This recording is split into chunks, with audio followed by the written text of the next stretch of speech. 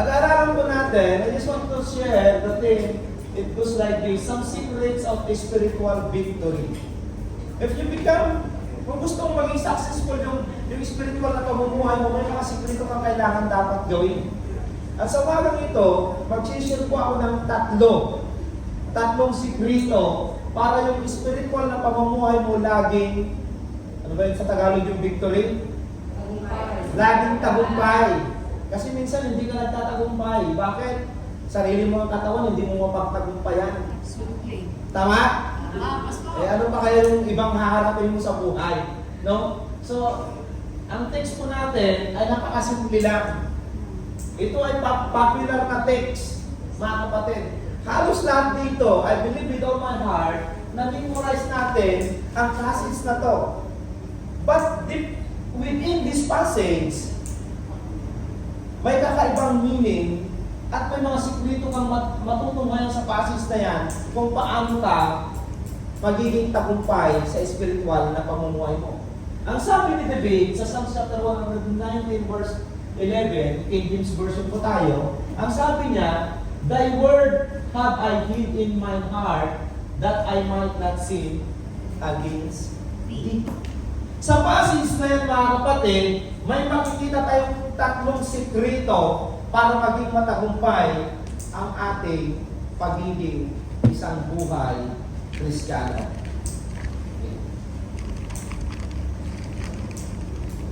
This verse is more than a statement. It is a divine strategy for a holy living. Amen.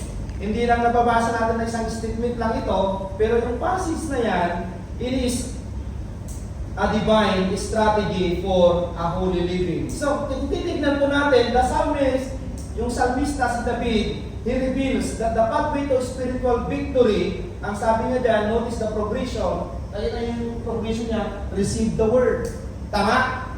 Kasi sabi niya, I have hid in my heart. Retain the word. Pag narinig mo, kailangan iniiwan. Hindi kinakalimutan. Nakita yung progression na yung sinabi niya, di ba?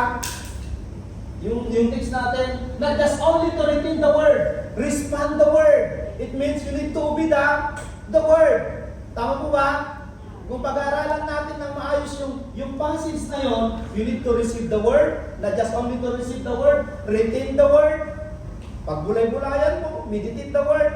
Then, after you receive the word, na-retain na sa utak mo, you need to respond to the word. Amen. Hello? Amen. So the victorious Christian life is not found in human willpower. Hello? Religious activity. Hindi ibig sabihin magaling kang magpakanta, magaling kang tumugtog, nagiging victorious yung buhay mo bilang isang Kristiyano. No. Or good intention. It is found in a heart saturated with the Word of God. Amen. Kasi dito mga kapatid, He does not say, the miracles I have hidden in my heart. Tama? Hindi sinabi na David. He did not say, these blessings I have hid in my heart. Hindi rin. This experience I have hid in my heart. Ano ang sinabi niya? Thy words I have hid in my heart. Nakita po natin, di ba mga kapatid? Amen.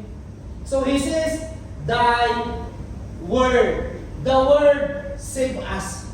Tama po ba? Amen. The word sanctifies us. Amen. Yung salita ng Diyos, minsan nililinis tayo. Binabago tayo.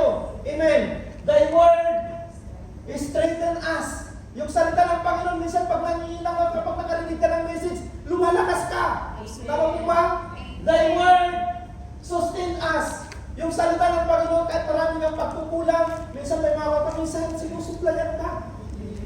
Kaya ang sabi ni Jesus sa Matthew chapter 4 verse 4,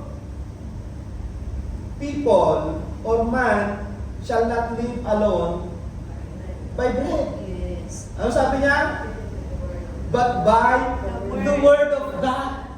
Amen. So, not just only to sustain our life. Ano sabi niya? The word is our shield. Hello?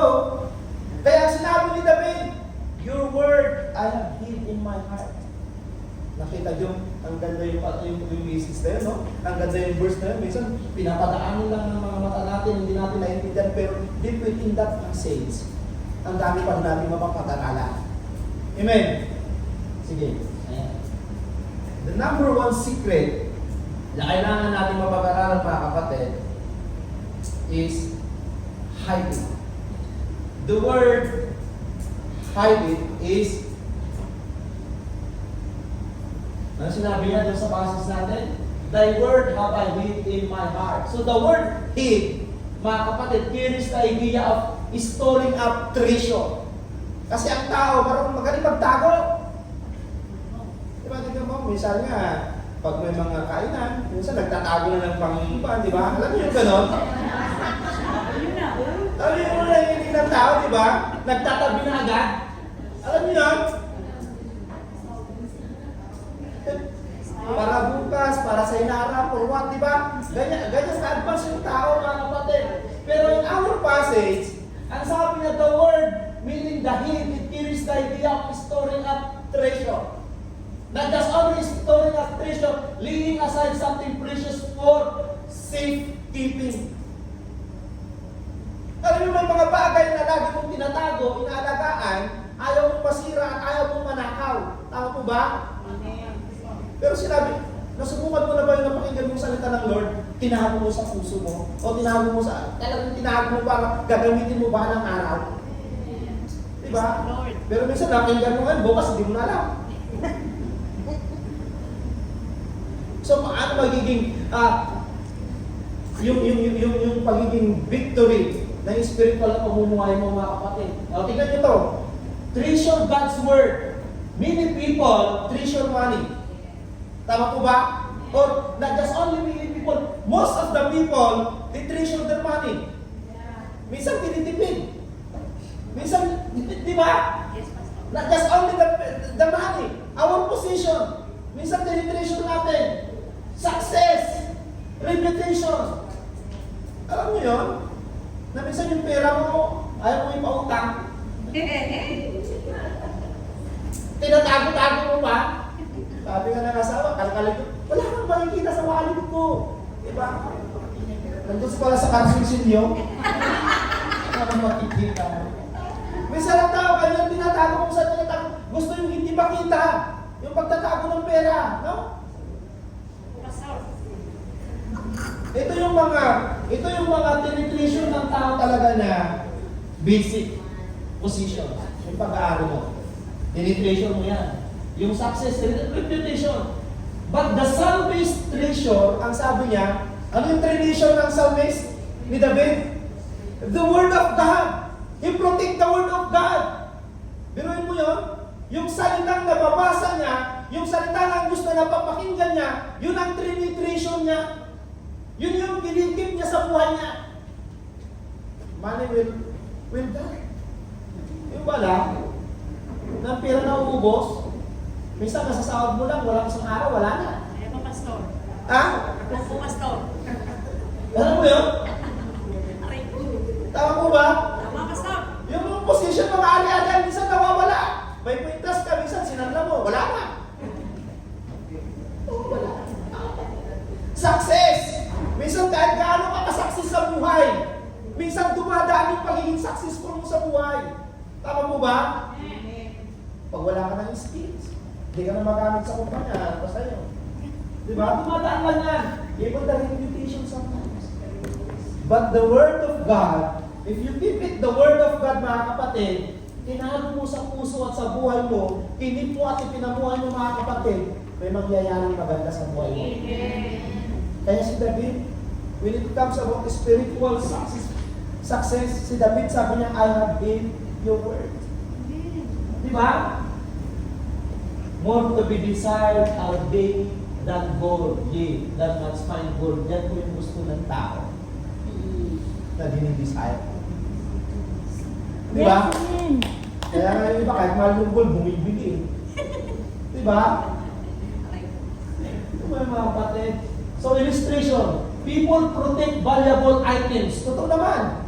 Diba? Jewelry goes into a safe. Tinatago yan. Yung ayaw manakaw.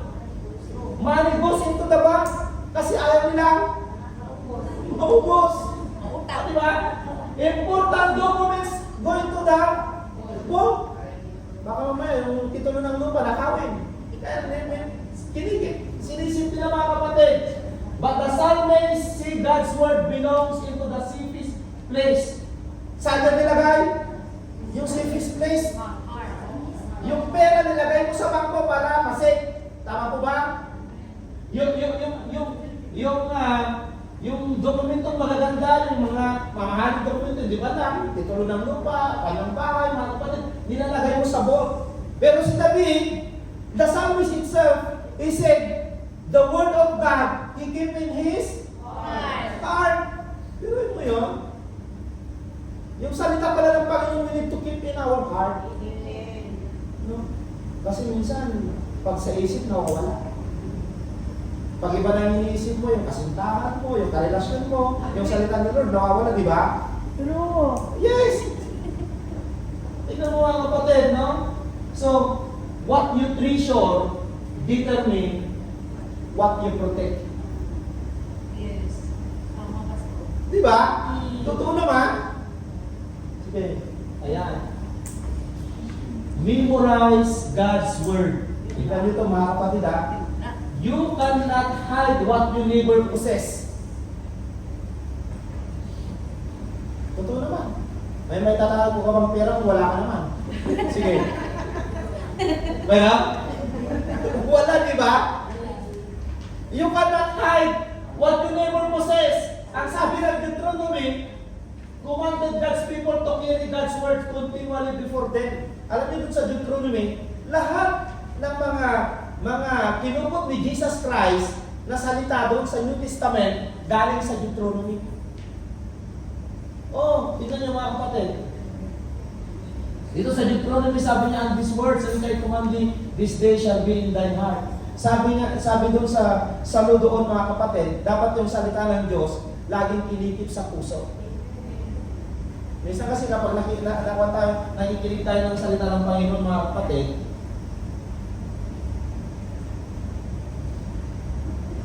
hindi natin nilalagay sa puso. Kaya minsan, maraming nag-i-email, paglabas, nakalimutan yung iniiminan. Alam niyo yun? Ha? Minsan nag-i-email ka, pero paglabas mo, hindi mo na alam kung ano yung naging in-email mo, no? Sige. Ayan. Jesus himself quoted the scripture repeatedly when Satan attacked in the wilderness. Jesus answered every temptation with, ano sabi niya? Ha? Biran nyo kami. Ito, tignan nyo ha. When you want to become successful in your spiritual life, laging kinukot ni Jesus Christ, it is. When you have temptation, sabi niya, may temptation siya, di ba? It is written. Correct. Pag sinabi mong written, that is the word. Yes. Amen. It is written. Matthew chapter 4. Notice, Jesus did not debate with Satan. Hindi siya nakipagdebate. Oo. Di ba? Hindi siya nakipagdebate. He did not reason with Satan. Hindi rin siya nagrason. Di ba? He defeated Satan with Scripture. Ang salita ng Panginoon, pwedeng gamitin. Ang sabi niya, di ba nung sinabi ng Satan sa kanya, ibibigay ko lahat yan. Ang sabi niya, di ba?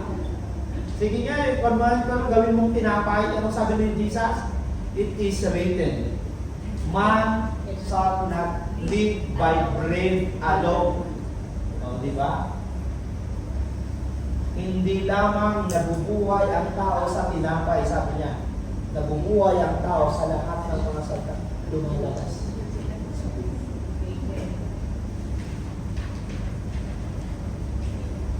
Biruin mo yung mga kapatid. Napakahalaga pala yung salita ng Panginoon. Alam niyo yung passage na Psalms 119, minsan dinadaanan ng mata natin. Pero kung bibigyan natin ng paliwanag, napaka-blessing sa buhay mo natin. Sige.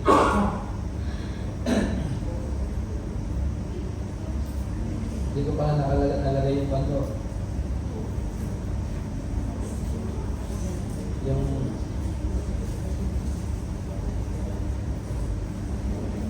number 2. Hold it. Pag sinabi mong hold it, ha? Yes. Huwag mong bitawan ang salita ng Panginoon. Hello? Ano sinabi ni David? Thy word I have hid in my heart. Alam mo, pag nasa puso mo, hinahawakan mo ang salita ng Panginoon. No? The psalmist not only stored the word, he keep it. Biruin mo yun, many people hear God's word but fail. Yan po yung napaka-basic.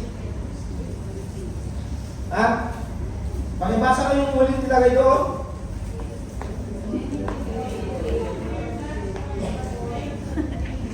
Fail to retain it. Many people heard gossiping but never forget it. Alam niyo? Di ba? Sino nakarinig na dito ng chismis? Pastor.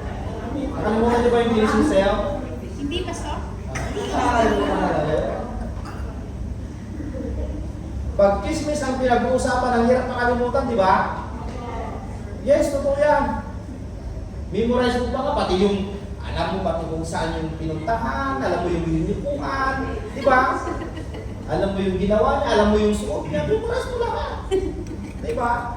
Pero dito sabi niya, many people hear God's word, but fail to retain it. O sige, ano ba yung sermon mo last week? Oh. Ano yung sermon mo last week? O, tignan nyo. Ulitin ko bukas sa susunod na Sabado. Ano yung title natin? Ha? The sufficiency of God in times of need. Tignan mo, di ba? Ilang araw lang? 4 week lang. Nakalimutan na natin. Tignan nyo. Many people hear God's word but fail to. Kailangan siguro natin ulit-ulitin, no? Kaya naalala ko tuloy yung pastor na matanda, nagsinamon sa amin. Yung illustration niya, sabi niya, ano yung illustration ng matanda? Ang sabi niya, katabag sinumong daw siya doon sa church. Ang sabi daw ng mga member, Pastor, alam ko na yan. Tumayo ulit yung pastor, pag-sermon na naman. Ay, naku, si pastor, alam ko na yan. Lagi nila sinasabing alam na nila yung sermon. Nung tinanong naman ni pastor, ano yung number 2? Hindi naman nila alam. Alam mo bakit? Ang salita ng Panginoon, minsan madaling makalimutan. Pero sa oras ng kagipitan, salita ng Panginoon ang kinakapitan. Amen. Alam niyo yun? Ang salita ng Panginoon sa oras ng kagipitan, kinakapitan. Pero madaling kalimutan. Kaya yung sa isip niyo mga kapatid, sana huwag niyo makalimutan ang salita ng Panginoon na yan. Amen. A. Ayan. Keep it close. Amen. Kapag ginawa mo yung salita ng Panginoon, total, hindi ka naman magiging close kapag hindi mo nawakan. Sige. Tama? Paano kayo naging close kung hindi naman kayo magkatabi? Sasabi mo bang gano'n? Hindi naman, di ba? Keep it close. A Bible carried in the hand is good. Tama po ba? But a Bible hidden in the heart is better. Di ba? Madali lang naman magbitbit ng Bible. Di ba? Ang tanong, may memorize ka ba ng salita ng Panginoon doon? Amen. Di ba? Because a Bible carried in the hand, yes, it's good. But a Bible hidden in the heart is better. O, mga ilang versikulo yung mamimemorize mo? John 3:65. John 11:55? Jesus wept? O, di ba? Ayun, the longest verse in the Bible. Sino nakakala? Basta, The longest verse in the Bible. tanong this book lang in the Bible, alam ko basta. Ha? Clue, pastor. Tingnan nyo. Saan matatagpuan ba yung longest verse in the Bible? Google lang. Makasama lang din, pastor. Longest verse in the Bible? I-google nyo na lang. Assignment na lang namin, pastor, para next Saturday. Okay, ano lang. Oh, sige na. Ayan, sabi ni Proverbs, keep them in the midst of thine heart. Pero yun mo, si Solomon,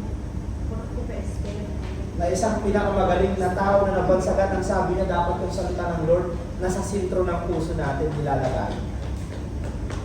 Because victory upon victory. Kasi si Solomon din, naka-experience ng victory sa buhay. Bakit? Dahil po sa mga salita ng Panginoon. Amen. Sige. So the word should become part of your thinking. Amen. Not just only part of your thinking, the word also part of your conversation. Hindi yung walang kwentang pinag-chismisan. Tama po ba? Dapat ang pinag-chismisan yung salita ni Lord. Hello? Minsan yung pinag-chismisan mo, nakakasira sa ibang tao.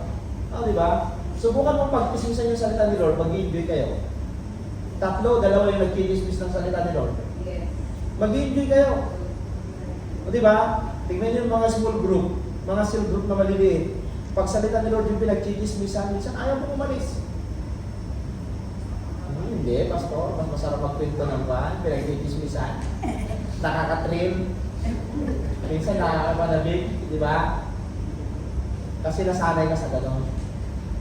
Pero kung masanay ka sa Panginoon, mai-experience mo yung mga bagay-bagay na hindi mo pa na-experience. Part of your decision making, isali mo ang salita ni Lord. Di ba? Kaya nga sinabi ni Solomon, ang sabi niya, in all your ways, acknowledge Him. Kaya minsan pumapalpak yung mga decision namin sa buhay. Bakit? Because we did not include the Word of God. Akala natin yung ginagawa natin laging tama. Kailangan pa rin yung gabay ng Panginoon. Part of your daily life. The Word of God must be part of your daily life. Kung ano yung nababasa mo, ano yung napapakinggan mo, you need to walk for it, mga kapatid. No? Napakinggan mo ngayon. Ganito, ganyan, bawal. Pero ginagawa mo naman. So, no. The distance between victory and defeat is often the distance between your heart and your Bible. Minsan yung victory mo, mga kapatid, if it is not online, your heart in the Word of God, you always feel lost. Bakit? Hindi mo kasi pinamumuhay yung salita ng Panginoon. Madali lang makinig, tama mo ba? Tama, pastor. Yes! Pero kapag hindi nagre-rema sa buhay mo, hindi mo na i-apply, sometimes your victory, parang loss lang sa'yo yan. Hindi mo ma-appreciate. And that's why the distance between victory and defeat is often the distance between your heart and the Word of God or your Bible. Kasi, yung maliliit na bagay, you will not appreciate that is na work ng Panginoon. Diba? Kasi ang gusto mong victory, na-increase ka ng 100. Maliit. Parang inisip mo hindi yan victory. Maliit ba na bagay, yung malaki, consider a blessing. Tama po ba? Pero kapag ginagawa mo para sa Panginoon, nailan yung puso mo para sa Panginoon, mga kapatid, pare-realize mo na even the small things that happens in your life, you consider it a blessing. Sabi ni Joshua, mga kapatid, this book of the law. What is the book of the law? That is the Word of God. Amen.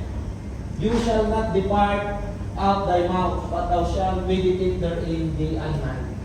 So, if you say, hold it the Word of God, you need to meditate the Word of God. Napakinggan mo ngayon, I have heard in my heart your word. Inalim ko sa puso ko, inalo ko sa puso ko. Dapat, i-meditate ko ba ng i-meditate? Yes. Kasi may ginagawa ang Diyos sa buhay mo. Si Diyos ko mga kapatid, bakit naging successful ang pagiging leader niya? Ano yung sikreto niya? Ha? Ano yung sikreto niya? Ang sabi niya, "This book of the law shall not depart out from thy mouth."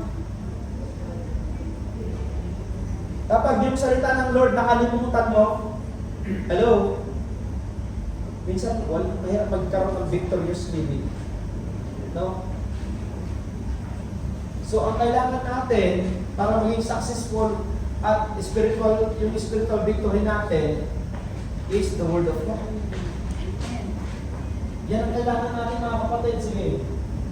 Sabi dito, meditation is spiritual.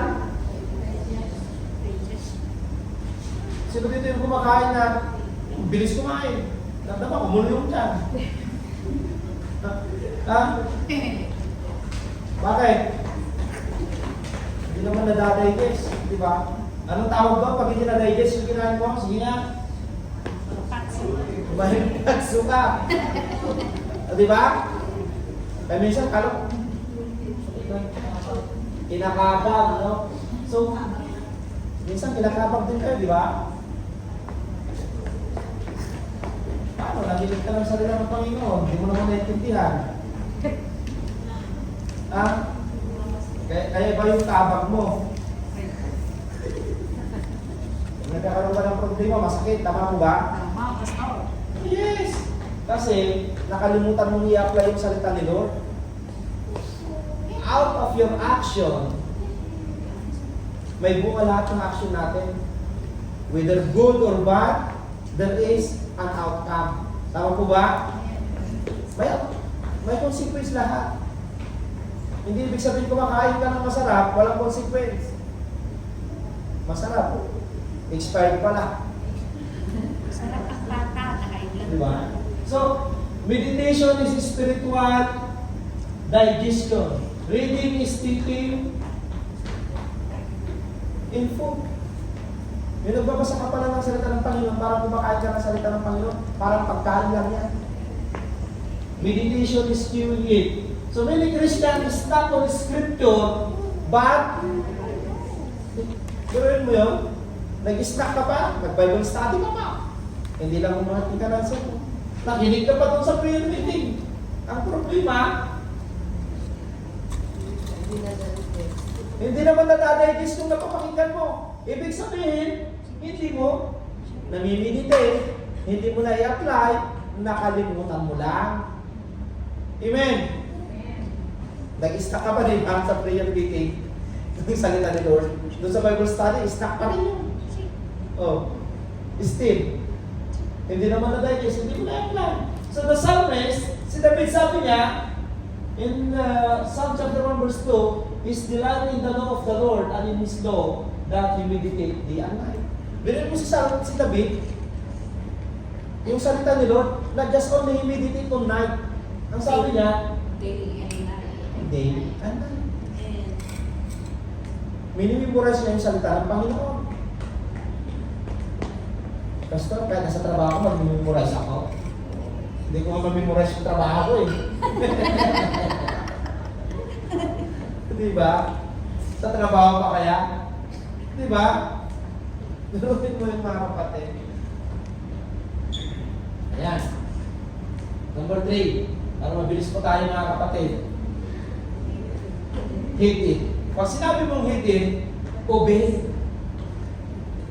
Obey the word para magkaroon ka ng victorious living. Amen.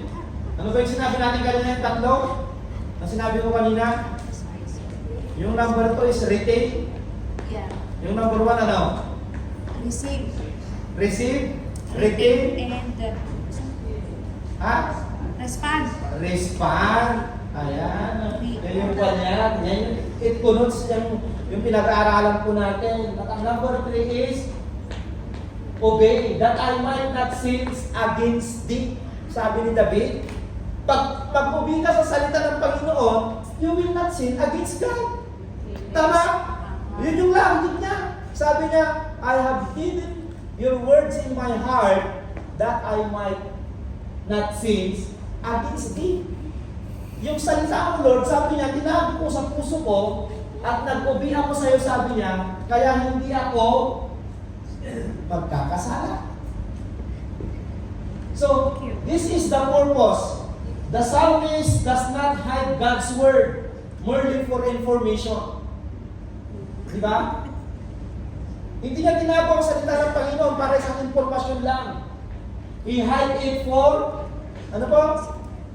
Transformation. Yes!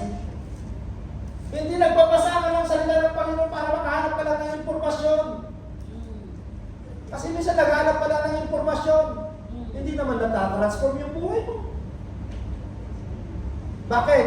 Hindi ka kasi nag-google. Tama? Tama.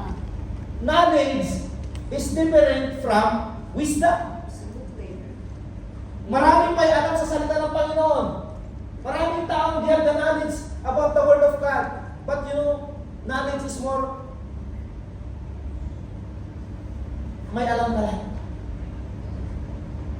Pero ano yung wisdom? Wisdom is the application of knowledge. Ganun lang kasimple, di ba? Yung knowledge, parang si Satanas lang. Alam niya ba yung Diyos, di ba? Alam na yung salita. Naniniwala siya may salita ang Panginoon. Naniniwala siya may God. Pero, wala naman sa application. And that's why wisdom is the application of knowledge. Alam mo may Diyos. Naniniwala ka sa salita ng Panginoon. Kung napakinggan mo, hindi magbubi ka. Tama? Kasi yung knowledge madali lang. Kahit naman ako. Ang dali lang mag-learn ng knowledge. Ang problema, kung paano i-apply yung knowledge. And that's why, beloved brethren, ang sabi ni David, if you obey the word of God, you might not sin against God. Yun natin. Lahat ng inuutos ng Panginoon doon sa Bible, yung restriction mga kapatid na sinasabi niya doon, if you obey it, you will not sin against God. Hello? Ginawa niya yun eh. Ikakabuti niya? Hindi. Kanino nang ikakabuti? Tayo. Amen. So, ang sabi niya mga kapatid, siya pang balik doon. The psalmist does not hide God's word merely for information. He hide it for transformation. Dapat yung salita ng Panginoon na napapakinggan natin, not just only to give us information about holy living, not just only give us information about successful daily living, but nagtra-transform sana yung buhay natin. Alam niyo yung transformation? Nag-iibang klaseng tao ka. Noon, madamot ka. Nabaliktad mo yan, naging mapagbigay ka. Hindi nawalan ka naman. Wala namang nagbigay na hindi nawalan. Sige. May nagbigay ba na nawala, hindi nawalan? Sige. Wala naman, pastor. Lahat nawawalan pag nagbigay ka. Absolutely. Pero ang sabi naman ni Lord, they can sustain. Yung napag-aralan natin kanina, di ba? Kayang palitan ni Lord. And that's why the goal is holiness. Kapag may nakita kang information sa Bible, okay, maganda, knowledgeable, makakatulong sa'yo, hindi. At yun ang mag-transform sa buhay mo. Tama? Amen. Kaya yung magiging, hindi ka huli. Huli. Ano gusto mo, huli? Or O only. huli? Oh. Mayroon kasi pag na-CIA ka. Ano yung CIA? Caught in the act. Mayroon na yun. Oh, sige. So, obey what God says. Ang sabi ni James, but be ye doers of the word and not hearers only. Tayong mga Kristiyano, hindi lamang tayo tagapakinig ng salita ng Panginoon. Hindi ibig sabihin na dito ka nakikinig ka lang. Ang sabi ni James, sa mga nakikinig sa kanya, ng kapanahunan niya, ipamuhay mo yung salita ng Panginoon. Madali lang makinig. Minsan nakakatulog ka sa nakikinig. Tingnan mo yung katabi mo. Baka na-higit na. Hindi naman. O di ba? Madali lang makinig mga kapatid. Ano mahirap kung intindi? O di ba? Ang mahirap yung i-apply yung napapakinggan. At ang masakit, Yung nagtuturo, parang mga bata lang ata. Kaya sabi mo nila, lagi mo sinasabi dati na, minsan, sino kayo nagkakamali, bakit mahina yung pick up ng bata, mahina ba yung bata yung nagtuturo o yung nag-aaral? Ha? Bakit sinabi nila, bakit mas magaling si ganito? Bakit mas mahina si ganito? Bakit? Ano nyo? Sa psychology mga kapatid, minsan may mga masisipag talaga mag-aaral. May mga bata talaga na masisipag. At may mga bata rin talaga na kahit punuan mo, ayaw mag-aaral. Di ba? Kahit pahiyatin mo araw-araw sa school, pag nakalabas, hindi ka naman pwedeng pumasok sa loob ng kwarto. Di ba? Pag nandun sa loob ng kwarto, nagli-lecture yung teacher, hindi nakikinig. Yes! No? Kaya minsan mga kapatid, no? Mahirap din. Hindi ko alam dito kung may hindi nakikinig.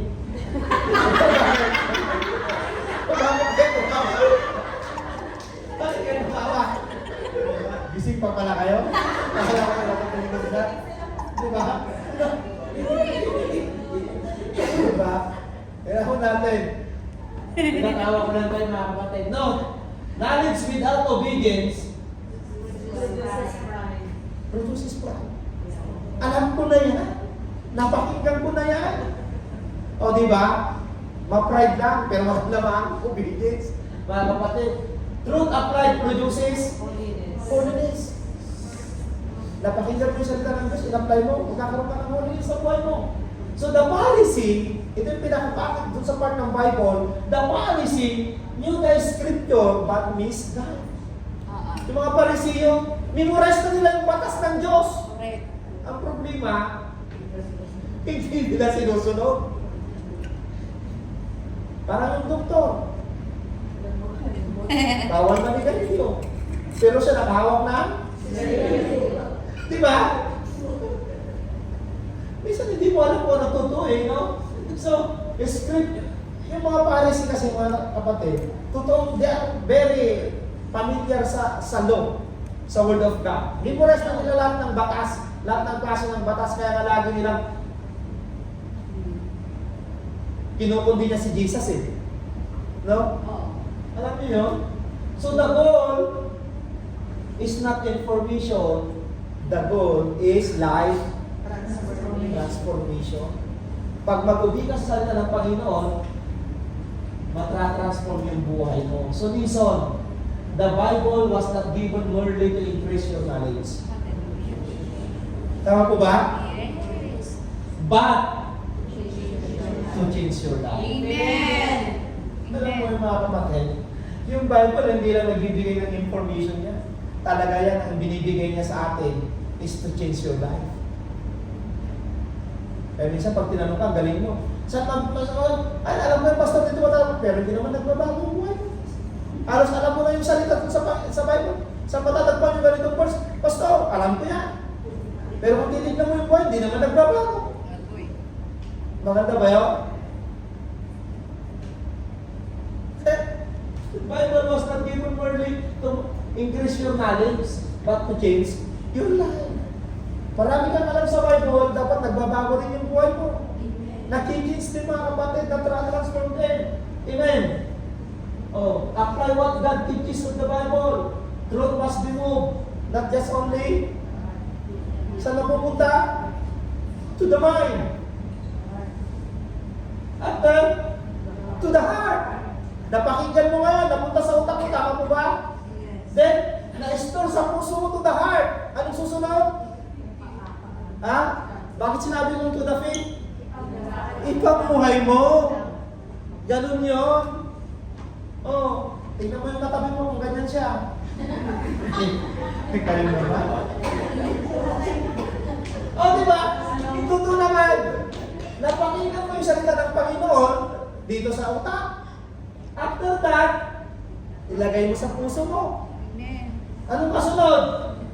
Kailangan mo ilakad, ipamuhay.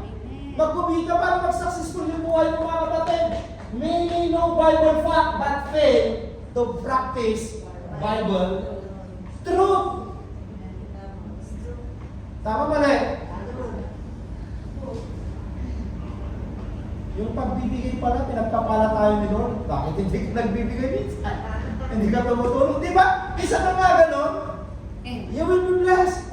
Bakit ang nag-testimony siya lagi? Binibless ni Lord. Alam mo yung katotohanan. Pero ang problema, naintindihan mo yun? Many know Bible facts, but fail practice Bible truth.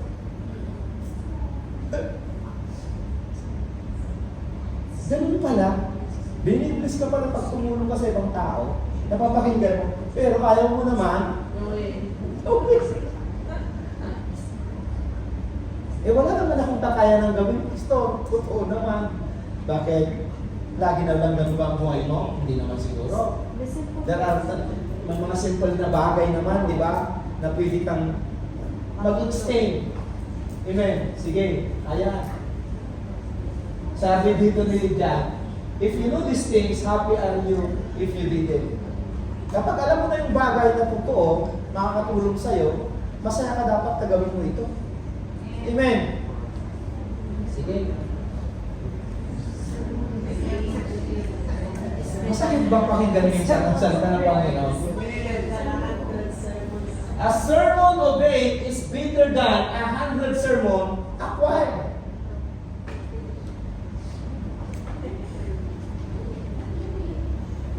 Alam niyo, ito yung masakit mga kapatid.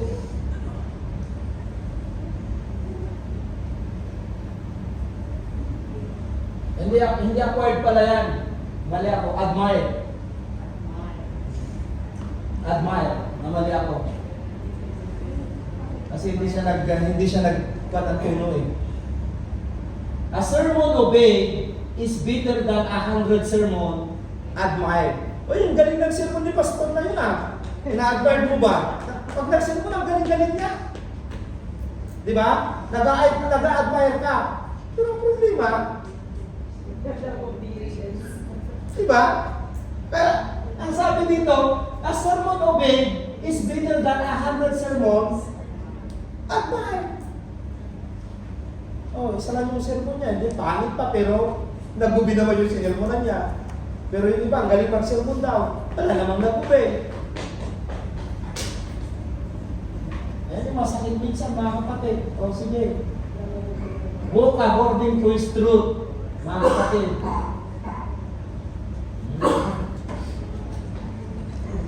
Sige. The word becomes a lamp for guidance. A compass for direction. Yan yung salita ng Panginoon, yan sinasabi ni David yan. Ang sabi ni David, your word is a lamp unto My feet. my feet. Light and my path. So, the word becomes a lamp for guidance. Yung salita ng Panginoon, minsan yung nagbibigay ng magandang direction para sa'yo. Para yung daan mo hindi baku-baku mga kapatid. No, akong pas for direction. A mirror for correction. Minsan yung salita ni Lord, yun yung malakas na nagkukorek sa'yo. Yung kaibigan mo, hindi ka makulong sa attitude mo. Pero yung salita ni Lord, kaya-kaya ka niyang i-correct. And that's why the Word of God is a mirror for correction. Not just only a mirror for correction, a sword for protection. Ganyan ang salita ng Panginoon. Amen. So the more scriptures controls us, the listen will controls us. Tama? Amen. Hello? The strongest defense against temptation is a heart filled with scripture. Alam niyo mga kapatid, the more scripture controls us, na lagi nang nag-uwi sa salita ng Panginoon, the less sin will control us. Kaya sasabihin mo, ay sabi ni Lord, bawal yan. It is written, baka gamitin mo rin yung word na, it is written, kagaya kay Jesus Christ. Di ba? It is written. Sinabi sa Bible ganito. O, di ba? Magpupot pa sa Bible. And that's why the strongest defense against temptation, kagaya ni Jesus, when Jesus was tempted in the wilderness, the strongest defense against temptation is a heart filled with Scripture. Amen. Pag may temptation ka, ang tao napaka-fragile when it comes about temptation. Napaka-fragile. Diba? Kung ano yung nakikita ng mata, napakasarap. Tama po ba?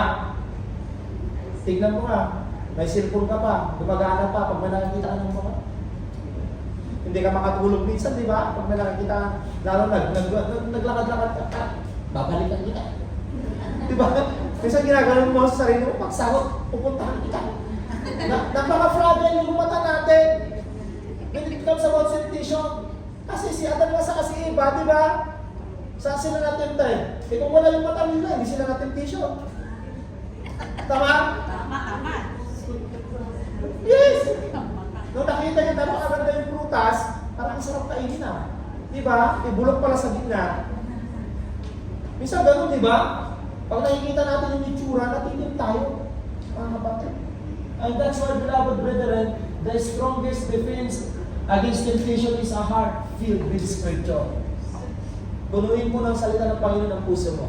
When it comes about temptation, malakas ka para sa temptation. Sige.